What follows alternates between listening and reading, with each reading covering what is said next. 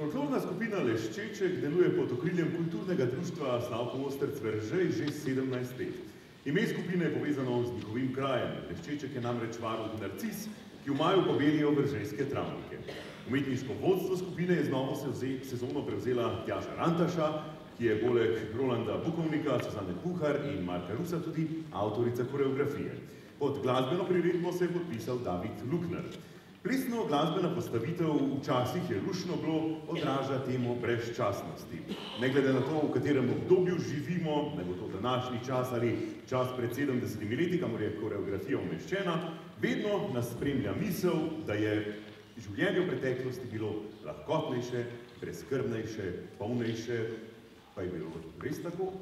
Poglejmo, ampak takoj zatem, ko bomo poslušali, kako se je voditelj po dvakrat zmotnem imenu v osrednjeslovenski družini pravilno izgovori ime.